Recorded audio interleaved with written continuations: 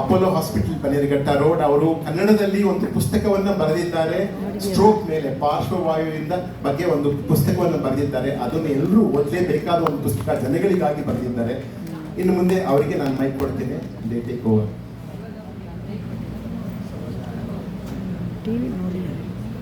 ಎಲ್ಲರಿಗೂ ನಮಸ್ಕಾರ. ಈಗ ನಮ್ಮ ಪ್ರಧಾನಮಂತ್ರಿಯವರು ಹೇಳಿದರು, ಭಾರತ ಎಷ್ಟು ಪ್ರಸಿದ್ಧಿಯಾಗಿದೆಯೋ ಈ ನಮಸ್ಕಾರ ಕೂಡ ಅಷ್ಟೇ ಪ್ರಪಂಚದಲ್ಲಿ ಪ್ರಸಿದ್ಧಿಯಾಗಿದೆ ಅಂತ ಒಂದು ಮಾತನ್ನು ಹೇಳಿದರು. ಅವರು ಹೇಳಿದ್ದು ಅದೇನು ಉತ್ಪ್ರೇಕ್ಷೆ ಅಲ್ಲ, ಆದರೆ ಈ ನಮಸ್ಕಾರ ನಮ್ಮ ಕರ್ನಾಟಕದಲ್ಲಿ ಮನೆ ಮನೆಯಲ್ಲೂ ಚಾಲ್ತಿಯಲ್ಲಿ ಬರೋದಕ್ಕೆ ಫಸ್ಟ್ ನೋಡ್ಕೊಂಡಿದ್ದು ಮುಂಗಾರು ಮಳೆ. ಅದಕ್ಕಿಂತ ಮುಂಚೆ ಗಣೇಶ್ ಉದಯ ಟಿವಿನಲ್ಲಿ ಬರ್ತಾ ಇದ್ರು, ನಮಸ್ಕಾರ ನಮಸ್ಕಾರ. ಈಗ ಹಗರಣಗಳಿಂದ ನೀವು ಬೆಳಿಗ್ಗೆ ಟಿವಿ ಹಾಕಿದ್ರೆ ಸಾಕು, ರೈಟ್ ಲೆಫ್ಟ್ ಅಂಡ್ ಸೆಂಟರ್ ನಮಸ್ಕಾರ ನಮಸ್ಕಾರ ನಮಸ್ಕಾರ. ಯಾರು ಹೇಳೋದಿದ್ದು? ನನಗೆ ಒಂದು 101 ನೆನಪುಗಳು ಈ ಕಾರ್ಯಕ್ರಮದಲ್ಲಿ. ನಾನು ಫಸ್ಟ್ ವಿಷ್ಣುವರ್ಧನ್ ಅವ್ರನ್ನ ನೋಡಿದ್ದು ಸಿನಿಮಾದಲ್ಲಿ, ವಂಶವೃಕ್ಷದಲ್ಲಿ. ಕುಮಾರ್ ದೇಶದಲ್ಲೇ 2 ಅಥವಾ 3 ಕಿಲ್ಲರ್ ಡಿಸೀಸ್ ಅಂತ ಪ್ರಖ್ಯಾತಿ ಪಡೆದಿದೆ ಅಥವಾ ಕುಖ್ಯಾತಿ ಪಡೆದಿದೆ. ಅದು ಈ ಕಾಯಿಲೆ ಬಗ್ಗೆ ನಾವು 1947ರಲ್ಲಿ ಜೀವನಾಂತವಾದಿ ಅಂದರೆ ವಯಸ್ಸು 32 ವರ್ಷ ಇತ್ತು, ಲೈಫ್ ಸ್ಪ್ಯಾನ್ 32 ವರ್ಷ ಇತ್ತು. ಇವಾಗ ಗಂಡಸರು 67 ವರ್ಷ, ಹೆಂಗಸರು 69 ವರ್ಷ ಬದುಕ್ತಾರೆ. ಇನ್ನೊಂದು 10 ವರ್ಷ ಆದರೆ ಗಂಡಸರು ಇದ್ರ ಪ್ರಕಾರ, ಲಿಟ್ರೇಚರ್ ಪ್ರಕಾರ 10 ವರ್ಷ ಗಂಡಸರೇ ಜಾಸ್ತಿ ಬದುಕ್ತಾರೆ ಅಂತ ಒಂದು ಇದಿದೆ. ಅದು ಯಾತಕ್ಕಪ್ಪ ಅಂತಂತಂದ್ರೆ, ಈಗ life span health span different. Life span ಈಗ 32 ವರ್ಷ ಆಗಿರೋದು 47 ವರ್ಷ ಆಗಿರೋದ್ರಿಂದ, ನಾವೆಲ್ಲರೂ 50 ವರ್ಷದ ಮೇಲೆ ಬದುಕ್ತಾ ಇರೋದ್ರಿಂದ ಎಲ್ಲ ಕೆಲವು ಈಗ ಮನೆಯಲ್ಲಿ ಒಬ್ಬರಾದರೂ 60-70 ವರ್ಷದ ವ್ಯಕ್ತಿಗಳು ಇರ್ತೀವಿ. 50 ಆದ್ಮೇಲೆ ಲ್ಯಾಂಪು ಫೇಡ್ ಆಗುತ್ತೆ, ಪಂಪು ಲೀಕ್ ಆಗುತ್ತೆ, ಫಿಲ್ಟರು ಲೀಕ್ ಆಗುತ್ತೆ, ಮತ್ತೆ ಟ್ರೈನ್ಗಳು ಶಬ್ದ ಮಾಡಕ್ಕೆ ಶುರು ಮಾಡುತ್ತದೆ. ಇದು ಏನಪ್ಪಾ ಅಂತಂತಂದ್ರೆ, ಇದಕ್ಕೆ ನಾವು ಈ ಸ್ಟ್ರೋಕ್ನ ಸರಿಯಾಗಿ ನೋಡಿದರೆ ತಡೆಯಬಹುದು. ಸರಿಯಾದ ಲಕ್ಷಣಗಳನ್ನು ಗುರುತಿಸಿಟ್ಕೊಟ್ರೆ, ಅದಕ್ಕೆ ಸೂಕ್ತವಾದ ಚಿಕಿತ್ಸೆ ಕೊಟ್ಟರೆ ಅದನ್ನ ಕ್ಯೂರ್ ಮಾಡಬಹುದು. ಇದು ಬಹಳ ಮುಖ್ಯ. ಮತ್ತೆ ಈ ಸ್ಟ್ರೋಕ್ ಆದಮೇಲೆ ಪುನಶ್ಚೇತನ ಮಾಡೋದು ಬಹಳ ಇಂಪಾರ್ಟೆಂಟು. ಪುನಶ್ಚೇತನ ಆದಮೇಲೆ what is life after stroke, ಅದು ಬಹಳ ಮುಖ್ಯ. ಈ ಕಾರಣ ಇಟ್ಕೊಂಡು ನಾವು 2015ರಲ್ಲಿ ಈಗ ಹಾಸ್ಪಿಟ್ಲಲ್ಲಿ ಅಡ್ಮಿಟ್ ಆಗಿದ್ರೆ, ಒಂದು ಸ್ಟ್ರೋಕ್ ಅಂತಂದರೆ 10 ದಿವಸ ಹೋಯಿತು ಅಂದರೆ ಒಂದು 10 ಲಕ್ಷ ಹೊರಟೋಗುತ್ತೆ. ನೀವು ಬೇಗ ಡಿಸ್ಚಾರ್ಜ್ ಮಾಡ್ಕೊಂಡು ಹೋಗೋದಕ್ಕೆ ನೋಡ್ತೀರಿ. ವೈದ್ಯರ ಜೊತೆ ಸಂಪರ್ಕ ಮತ್ತು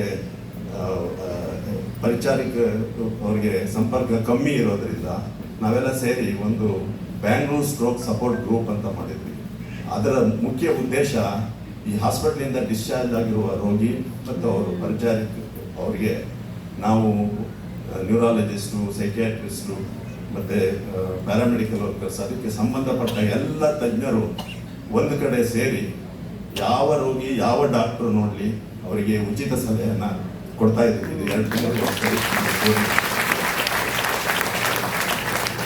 ನಂತರದ ದಿನಗಳಲ್ಲಿ ನಮ್ಮದೇ ಕೊಲೀಗ್ ಒಬ್ಬರು ಇದೇ ಥರ ಕಾನ್ಫರೆನ್ಸ್ ಮಾಡ್ತಾ ಕುಸಿದು ಬಿದ್ದು ನೋಡಿದ್ರೆ ಅವರಿಗೆ ಬ್ರೈನ್ ಹೆಮರೇಜ್ ಆಗಿತ್ತು. ನೋಡಿದ್ರೆ ಅವ್ರದ್ದು ಸಿಕ್ಕಾಪಟ್ಟೆ BP ಜಾಸ್ತಿ ಆಗಿತ್ತು.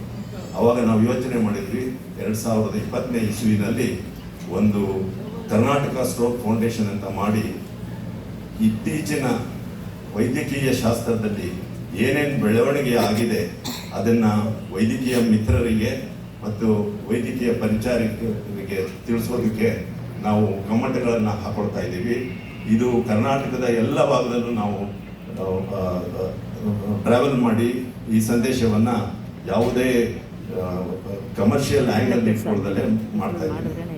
ಆಮೇಲೆ ಈಗ ಈ ಕಾರ್ಯಕ್ರಮ ನಮಗೆ ಒಂದು ವೇದಿಕೆ ಬೇಕಾಗಿತ್ತು ಇದನ್ನು ಹೇಳೋದಕ್ಕೆ.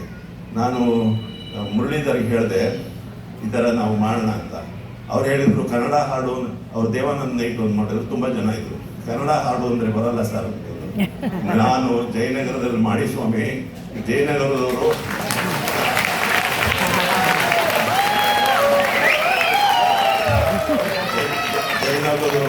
ಕನ್ನಡದವರು, ಪುಟ್ಟಣ್ಣ ಕಣಗಾಲ್ ಜಯನಗರದವರು, ಸಂಪತ್ ಕುಮಾರ್ ಅಲಿಯಾಸ್ ವಿಷ್ಣುವರ್ಧನ್ ಜಯನಗರದವರು. ನೋಡಿ ಇವತ್ತಿನ ಅವರೇ ಹೇಳ್ತಾ ಇದ್ದಾರೆ, ಇಂತಹ ಒಂದು ರೆಸ್ಪಾನ್ಸಿವ್ ಕ್ರೌಡು ನನಗೆ ದೊರೆತಿರ್ಲಿಲ್ಲ ಅಂತ. ನಮಸ್ಕಾರ. ನನ್ನ ಮಾತನ್ನು ನಂಬಿಕೆಗಳು ಮತ್ತೆ ಜನರಿಗೆ ಹೆಚ್ಚು ತಿಳುವಳಿಕೆ ಇರುವುದರಿಂದ ಸಾಕಷ್ಟು ರೋಗಿಗಳು ಕಷ್ಟವನ್ನು ಅನುಭವಿಸ್ತಾ ಇದ್ದಾರೆ.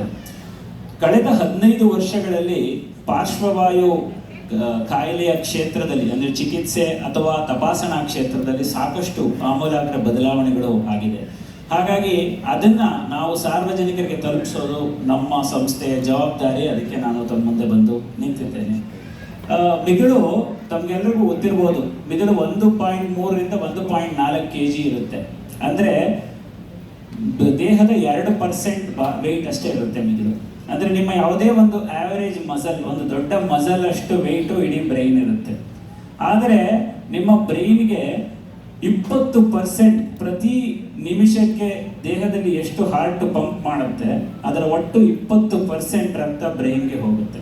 ಅಂದ್ರೆ ನೀವು ಅದರ ಬಗ್ಗೆ ಊಹಿಸ್ಕೊಳ್ಬೋದು, ಬ್ರೈನ್ಗೆ ಎಷ್ಟು ರಕ್ತ ಬೇಕು. ಪ್ರತಿ ಒಂದು ರೀತಿ ಆನ್ಲೈನ್ ಲೈವ್ ಟ್ರಾನ್ಸ್ಮಿಷನ್ ತರ ರಕ್ತ ಅಂದ್ರೆ ಆಕ್ಸಿಜನ್ ಮತ್ತೆ ಗ್ಲೂಕೋಸ್ ಎರಡೂ ಬ್ರೈನ್ಗೆ ಕಂಟಿನ್ಯೂಸ್ ಆಗಿ ಹೋಗ್ಲೇಬೇಕು. ಇಲ್ಲ ಅಂದ್ರೆ ಮನುಷ್ಯ ಪ್ರಜ್ಞೆ ಕಳ್ಕೊಳ್ತಾನೆ ಅಥವಾ ಸ್ಟ್ರೋಕ್ ಆಗೋ ಸಾಧ್ಯತೆ ಇರುತ್ತೆ.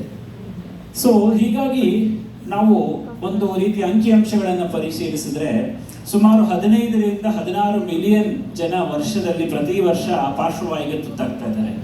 ಅದರಲ್ಲಿ ಸುಮಾರು 5ರಿಂದ 5.5 ಮಿಲಿಯನ್ ಜನ ಪ್ರಾಣವನ್ನು ಕಳ್ಕೊಳ್ತಾ ಇದ್ದಾರೆ. 2019ರಲ್ಲಿ ನಮ್ಮ ಭಾರತದಲ್ಲಿ ನಾವೇ ನಮ್ಮ ವೈದ್ಯರ ಅಧ್ಯಯನದ ಪ್ರಕಾರ ಸುಮಾರು ಆ ವರ್ಷನೇ ಸುಮಾರು 7 ಲಕ್ಷ ಜನ ಪಾರ್ಶ್ವವಾಯುವಿನಿಂದ ಭಾರತದಲ್ಲಿ ಮರಣ ಹೊಂದಿದ್ದಾರೆ. ಜಾಗತಿಕವಾಗಿ 2ನೇ ಹೃದಯಾಘಾತ ಬಿಟ್ಟರೆ ಪಾರ್ಶ್ವವಾಯುನೇ ಕಾಸ್ ಆಫ್ ಡೆತ್. ಭಾರತದಲ್ಲಿ ಇದು 3ನೇದು. ಹಾಗಾಗಿ ನಾವು ಒಂದು ರೀತಿ ಅವೇರ್ನೆಸ್, ಅರಿವನ್ನು ಮೂಡಿಸ್ಕೊಳ್ಳುವಂಥ ಒಂದು ಪ್ರಯತ್ನವನ್ನು ಮಾಡಬೇಕು. ಯಾಕೆ ಅಂತಂದ್ರೆ ನಮ್ಮ ಭಾರತದಲ್ಲಿ 315 ಮಿಲಿಯನ್ ಜನ ಹೈಪರ್ ಟೆನ್ಷನ್ BP-ಯಿಂದ ಬಳಲ್ತಾ ಇದ್ದಾರೆ. ಅಂದ್ರೆ 31.5 ಕೋಟಿ ಜನ BP-ಯಿಂದ ಬಳಲ್ತಾ ಇದ್ದಾರೆ. 11.5 ಕೋಟಿ ಜನ ಶುಗರಿಂದ ಬಳಲ್ತಾ ಇದ್ದಾರೆ. ಈ ರೀತಿ ಇದ್ದಾಗ ಏನಾಗುತ್ತೆ, ಒಂದು ಸುಭಾಷ್ ಸರ್ ಹೇಳ್ದಂಗೆ ಒಂದು ಲಾಂಗಿವಿಟಿ ಜಾಸ್ತಿ ಆದಾಗ ಅಥವಾ ಒಂದು ರೀತಿ BP ಶುಗರ್ 10, 12, 15 ವರ್ಷ ಆದಾಗ ರಕ್ತನಾಳಗಳು ವೀಕ್ ಆಗಿ ಮನುಷ್ಯನಿಗೆ ಸ್ಟ್ರೋಕ್ ಆಗುವಂತ ಸಾಧ್ಯತೆ ಇರುತ್ತೆ. ಪಾರ್ಶ್ವವಾಯುವಿನಲ್ಲಿ 2 ವಿಧ. ಒಂದು ಇಸ್ಕಿಮಿಕ್ ಸ್ಟ್ರೋಕ್ ಅಂತ ಹೇಳ್ತೀವಿ, ಅಂದ್ರೆ ರಕ್ತ ಹೆಪ್ಪುಗಟ್ಟಿ ಉಂಟಾಗೋ ಪಾರ್ಶ್ವವಾಯು. ಇನ್ನೊಂದು ರಕ್ತನಾಳ ಬ್ಲಾಕ್, ರಕ್ತನಾಳ ಒಡೆದೋಗಿ ಅಂದ್ರೆ BP ತುಂಬಾ ಜಾಸ್ತಿ ಆಗಿ ಬ್ರೈನ್ ಹೆಮರೇಜ್ ಅಂತ ಹೇಳ್ತೀವಲ್ಲ, ಈ 2 ಮೇಜರ್ ವಿಧಗಳು. ಅಂದ್ರೆ ಸುಮಾರು 80ರಿಂದ 85% ಇಸ್ಕಿಮಿಕ್ ಸ್ಟ್ರೋಕ್ ಅಂತ ಹೇಳ್ತೀವಿ, ರಕ್ತ ಹೆಪ್ಪುಗಟ್ಟಿ ಆಗುವಂಥದ್ದು. 10ರಿಂದ 15% ಬ್ಲೀಡಿಂಗ್ ಆಗುವಂಥದ್ದು. ಕರ್ನಾಟಕದಲ್ಲಿ ಅಥವಾ ಬೆಂಗಳೂರಿನಲ್ಲಿ ನೀವು ನೋಡಿದ್ರೆ ಪ್ರತಿದಿನ ನಮ್ಮ ಅಂಕಿಅಂಶಗಳ ಪ್ರಕಾರ ಪ್ರತಿದಿನ ಸುಮಾರು 40 ಪಾರ್ಶ್ವವಾಯು ಪ್ರಕರಣಗಳು ಪತ್ತೆ ಆಗ್ತಾ ಇದೆ. ಅದರಲ್ಲಿ ಅರ್ಧ ಭಾಗ ಸೀರಿಯಸ್ ಅಂತ ಅನ್ಕೊಂಡ್ರು ಪ್ರತಿಯೊಂದು ದೊಡ್ಡ ದೊಡ್ಡ ಆಸ್ಪತ್ರೆಯಲ್ಲಿ 1 ಅಥವಾ 2 ಪ್ರತಿದಿನ ಅಡ್ಮಿಷನ್ ಆಗ್ತಾನೆ ಇದೆ. ಹಾಗಾಗಿ ನಮಗೆ ಸುವರ್ಣ ಗಂಟೆ ಅಥವಾ ಗೋಲ್ಡನ್ ಅವರ್ ಅನ್ನೋ ಒಂದು ಕಾನ್ಸೆಪ್ಟ್ ಅನ್ನ ನಾವು ಸಾರ್ವಜನಿಕರಿಗೆ ನಾವು ಅರಿವು ಮೂಡಿಸೋದು ನಮ್ಮ ಜವಾಬ್ದಾರಿ. ಪಾರ್ಶ್ವವಾಯು ಕಾರಣ ಏನು? ಒಂದು ಅನ್ಕಂಟ್ರೋಲ್ಡ್ ಹೈಪರ್ ಟೆನ್ಷನ್, ಅನಿಯಂತ್ರಿತ ರಕ್ತದೊತ್ತಡ, ಅನಿಯಂತ್ರಿತ ಮಧುಮೇಹ, ಹೃದಯದ ಕಾಯಿಲೆಗಳು ಅಂದ್ರೆ ಏಟ್ರಿಯಲ್ ಫಿಬ್ರಿಲೇಷನ್ ಅಂತ ಹೇಳ್ತೀವಿ, ಮತ್ತೆ ಹೈ ಕೊಲೆಸ್ಟ್ರಾಲ್. ಈಗ overweight is very common. ಮತ್ತೆ ಸಿಟ್ಟಿಂಗ್ ಈಸ್ ನ್ಯೂ ಸ್ಮೋಕಿಂಗ್ ಅನ್ನೋದು WHO ನ ಒಂದು ಘೋಷವಾಕ್ಯ ಇದೆ. ಹಾಗಾಗಿ ನಾವು ಹೆಚ್ಚು ಫಿಸಿಕಲ್ ಆಕ್ಟಿವಿಟಿ ಇದ್ದು BP ಶುಗರು ಎಲ್ಲ ಕಂಟ್ರೋಲ್ ಮಾಡಿದ್ರೆ ಪಾರ್ಶ್ವವಾಯುವನ್ನು ತಡೆಗಟ್ಟಬಹುದು. ಸುಮಾರು 90% ಪಾರ್ಶ್ವವಾಯುವನ್ನು ತಡೆಗಟ್ಟುವಂತ ಅವಕಾಶ ನಮ್ಮೆಲ್ಲರಿಗೂ ಇದೆ. ಇಲ್ಲಿರ್ತಕ್ಕಂಥ ಎಲ್ಲ ಕಾರಣಗಳಿಗೆ ನಾನು ಹೋಗುವುದಿಲ್ಲ. ಹಾಗಾಗಿ ನೆಕ್ಸ್ಟ್, ಸೊ ಹೇಗೆ ನಾವು ಪಾರ್ಶ್ವವಾಯುವನ್ನು ನಾವು ಪತ್ತೆ ಹಚ್ತೀವಿ? ಇದಕ್ಕೆ ಒಂದು ಬಹಳ ಸರಳವಾದ ಒಂದು ಸೂತ್ರ ಇದೆ. ಇದನ್ನ ಬಿ ಫಾಸ್ಟ್ ಅಂತ ಕರಿತೀವಿ, BE-FAST ಅಂತ. ಬಿ ಫಾಸ್ಟ್ ಅಂದ್ರೆ ಏನು? ಬಿ ಅಂತಂದ್ರೆ ಬ್ಯಾಲೆನ್ಸ್, ಯಾವುದೇ ರೋಗಿಗೆ ಸಡನ್ ಆಗಿ ಒಂದು ಬ್ಯಾಲೆನ್ಸ್ ಕಳ್ಕೊಂಡ್ರೆ ಅಥವಾ ನಡೆಯುವಾಗ ಒಂದು ರೀತಿ ತಟ್ಟಾಡುವಂತ ಅಂದ್ರೆ ಸಡನ್ ಆಗಿ ಆಗ್ಬೇಕದು 6 ತಿಂಗಳು 1 ವರ್ಷದಿಂದ ಇದ್ರೆ ಅದು ಬೇರೆ ಬೇರೆ ನರದ ಕಾಯಿಲೆ ಇರ್ಬೋದು, ಯಾವುದೇ ರೀತಿ ತುರ್ತಾಗಿ ಈಗ ಆಗುವಂತ ಕಾಯಿಲೆ, ಅಥವಾ ಐ ಸೈನ್ಸ್ ಸಡನ್ ಆಗಿ ದೃಷ್ಟಿ ದೋಷ ಬರೋದು, ಸಡನ್ ಆಗಿ ಬ್ಲೈಂಡ್ ಆಗುವಂಥದ್ದು, ಆ ರೀತಿ ಕಂಡು ಬಂದ್ರೆ ಅದು ಪಾರ್ಶ್ವವಾಯುವಿನ ಲಕ್ಷಣ ಇರ್ಬೋದು. ಮತ್ತೆ ಎಫ್ ಅಂತಂದ್ರೆ ಫೇಶಿಯಲ್ ಎಸಿಮಿಟ್ರಿ ಅಂತ ಹೇಳ್ತೇವೆ, ಮುಖದ ಒಂದು ಭಾಗ ಎಳ್ಕೊಳ್ಳೋದು, ಬಾಯಿಯ ಒಂದು ಭಾಗ ಒಂದು ವಾಲ್ಕೊಳ್ಳೋದು. ಮತ್ತೆ ಎ ಅಂತಂದ್ರೆ ಆರ್ಮ್ ಡ್ರಿಫ್ಟ್, ಕೈ ವೀಕ್ನೆಸ್ ಬರ್ಬೋದು. ಇಲ್ಲ ಅಂತಂದ್ರೆ ಈಗ ನೀವು ಎಷ್ಟೋ ಸಲ ರೋಗಿಗೆ ವೀಕ್ನೆಸ್ ಇಲ್ಲದೆ ಇರ್ಬೋದು, ಅವಾಗ ನೀವೇನ್ ಮಾಡ್ಬೋದು ಸಾರ್ವಜನಿಕರು ಅಂತಂದ್ರೆ ಈ ತರ ಕೈನ 10 ಸೆಕೆಂಡ್ ಕಾಲ ಈ ರೀತಿ ಇಟ್ಕೊಳ್ಳಿಕ್ಕೆ ಹೇಳಬೇಕು. ನೀವು ನಿಮ್ಮ ಶಕ್ತಿ ನಾರ್ಮಲ್ ಇದ್ರೆ ಈ ರೀತಿ ಆರಾಮಾಗಿ ಇಟ್ಕೊಳ್ಬೋದು. ಆದ್ರೆ ಒಬ್ಬ ರೋಗಿ ಅವನಿಗೆ ವೀಕ್ನೆಸ್ ಇದ್ರೆ ಏನಾಗುತ್ತೆ, ಕೈ ಈ ತರ ಡ್ರಾಪ್ ಆಗುತ್ತೆ, ಅದನ್ನ ಆರ್ಮ್ ಡ್ರಿಫ್ಟ್ ಅಂತ ಕರಿತೀವಿ. ಕೊನೆಯದಾಗಿ ಸ್ಪೀಚ್ ಅಂದ್ರೆ ಮಾತಾಡೋದ್ರಲ್ಲಿ ಒಂದು ತೊದಲೋದು, ಇಲ್ಲ ಮಾತು ಸಂಪೂರ್ಣ ನಿಂತು ಹೋಗೋದು, ಇಲ್ಲ ನೀವು ಹೇಳಿದ್ದು ಅರ್ಥ ಆಗದೆ ಇರೋದು, ಇವೆಲ್ಲವೇ ಸ್ಪೀಚ್ ಅಬ್ನಾರ್ಮ್ಯಾಲಿಟಿ ಅಂತ ಹೇಳ್ತೀವಿ. ಕೊನೆಯದು T is very important, time of onset ಅಂತ ಹೇಳ್ತೀವಿ. ಅಂದ್ರೆ ಎಷ್ಟು ಗಂಟೆಗೆ ಪಾರ್ಶ್ವವಾಯು ಶುರುವಾಯಿತು ಅದು ಇಂಪಾರ್ಟೆಂಟ್. ಅಥವಾ time to call for ambulance or time to call for medical help ಅಂತ ಹೇಳ್ತೀವಿ. ಈ ಬಿ ಫಾಸ್ಟ್ ಅನ್ನುವ ಒಂದು ಫಾರ್ಮುಲಾನ ನೀವೆಲ್ಲ ಒಂದು ಮನಸ್ಸಲ್ಲಿ ಇಟ್ಕೊಂಡಿದ್ರೆ 90% ಪ್ರಕರಣಗಳಲ್ಲಿ ನೀವು ಪಾರ್ಶ್ವವಾಯುವನ್ನ ಪತ್ತೆ ಮಾಡ್ಬೋದು. ಇದು ಬಹಳ ಮುಖ್ಯವಾಗಿ ಏನಂತಂದ್ರೆ ಇದರಲ್ಲಿ ಪೇಯ್ನ್ ಇರೋದಿಲ್ಲ. ಪಾರ್ಶ್ವವಾಯು stroke is A painless disease. ಈಗ ಹಾರ್ಟ್ ಅಟ್ಯಾಕ್ ಅಲ್ಲಿ ಏನಾಗುತ್ತೆ, ಎದೆನೋವು ಬರುತ್ತೆ, ಎಷ್ಟೋ ಸಲ ಗ್ಯಾಸ್ಟ್ರಿಕ್ ಆದ್ರೂ ರಾತ್ರಿ ಆಸ್ಪತ್ರೆಗೆ ಓಡಿ ಹೋಗಿ ECG ಎಕೋ ಎಲ್ಲ ಮಾಡಿಸ್ಕೊಂಡು ಮನೆಗೆ ಬರ್ತೀರಾ. ಆದ್ರೆ ರಾತ್ರಿ ಕೈ ವೀಕ್ನೆಸ್ ಆದಾಗ ಏನ್ ಮಾಡ್ತಾರೆ ಜನ, ಅಯ್ಯೋ ಶುಗರ್ ಇರ್ಬೋದು, ಅಥವಾ ಶುಗರ್ ಕಮ್ಮಿ ಆಗಿರ್ಬೋದು, ಅಥವಾ ಬೇರೆ ಏನೋ ನೆನ್ನೆ ಊಟ ಸರಿಯಾಗಿರ್ಲಿಲ್ಲ, ಈ ರೀತಿ ಮತ್ತೆ ಮಲ್ಕೊಳ್ತಾರೆ. ಬೆಳಗ್ಗೆ 7 ಅಷ್ಟೊತ್ತಿಗೆ ಪಾರ್ಶ್ವವಾಯು ಉಲ್ಬಣ ಆಗಿರುತ್ತೆ. ಹಾಗಾಗಿ ಮೊದಲನೇ 4.5 ಗಂಟೆಗಳ ಕಾಲ ಇದನ್ನ ಸ್ಟ್ರೋಕ್ ಗೋಲ್ಡನ್ ಅವರ್ ಅಂತ ಕರಿತೀವಿ.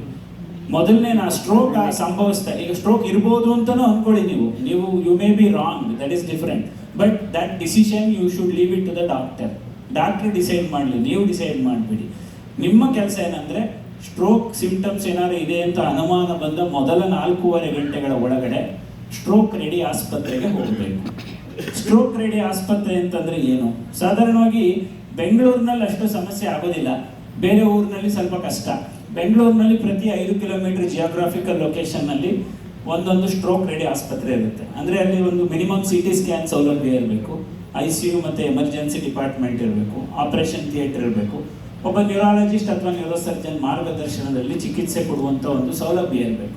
ಇದನ್ನ ನಾವು ಸ್ಟ್ರೋಕ್ ರೆಡಿ ಆಸ್ಪತ್ರೆ ಅಂತ ಕರಿತೀವಿ. ಯಾಕೆಂದ್ರೆ ಯಾವುದೋ ಒಂದು ಆಸ್ಪತ್ರೆಗೆ ಹೋದ್ರೆ ಅಲ್ಲಿ ಡಾಕ್ಟರ್ ನೋಡಿ ನಿಮ್ಮನ್ನ ಅವರ ಒಂದು ನಿಷ್ಕರ್ಷೆ ಮಾಡಿ ನಿಮಗೆ ಒಂದು ಟ್ರೀಟ್ಮೆಂಟ್ ಹೇಳಲಿಕ್ಕೇನೆ ಅರ್ಧ ಗಂಟೆ ಆದಾಗ ಯು ಲೂಸ್ ಟೈಮ್. ಸೊ ಹಾಗಾಗಿ ನಾವು ಕರ್ನಾಟಕ ಸರ್ಕಾರ ಮತ್ತೆ BBMP ಜೊತೆಗೆ ಒಂದು GPS ಮ್ಯಾಪಿಂಗ್ ಮಾಡಿದ್ದಾರೆ. ಸೊ 108 ಆಂಬ್ಯುಲೆನ್ಸ್ ಅವ್ರು ನಿಮ್ಮನ್ನು ಪಿಕ್ ಮಾಡಕ್ ಬಂದಾಗಲೇ ನೀವು ಇದು ಸ್ಟ್ರೋಕ್ ಇರ್ಬೋದು ಅಂತ ಹೇಳಿದ್ರೆ ಅವರು ಎಲ್ಲಿ ಹತ್ರ, ಯಾಕೆಂದ್ರೆ ಈಗ ಯಲಹಂಕದಲ್ಲಿರೋರು ಇಲ್ಲಿ ಬನ್ನೇರಘಟ್ಟ ನಮ್ಮ ಅಪೋಲೋ ಹಾಸ್ಪಿಟಲ್ಗೆ ಬರೋದು ಅದರಲ್ಲಿ ಯಾವುದೇ ರೀತಿ ಅರ್ಥ ಇಲ್ಲ. ಹಾಗೇನೆ ನಮ್ಮ ಆಸ್ಪತ್ರೆ ಹತ್ರ ಇದ್ದವ್ರು ಇನ್ನೆಲ್ಲೋ ಬೇರೆ ಕಡೆ ಹೋಗ್ಲಿಕ್ಕೆ ಯಾವುದೇ ರೀತಿ ಅರ್ಥ ಇಲ್ಲ. ಸೊ ಹಾಗಾಗಿ ನಿಮ್ಮ ಹತ್ತಿರದ ಸ್ಟ್ರೋಕ್ ರೆಡಿ ಆಸ್ಪತ್ರೆಗೆ ಹೋಗುವುದು ಬಹಳ ಮುಖ್ಯ. ಸೊ ಇದೆಲ್ಲ CT ಮತ್ತೆ ನಾವು ಆಸ್ಪತ್ರೆಗೆ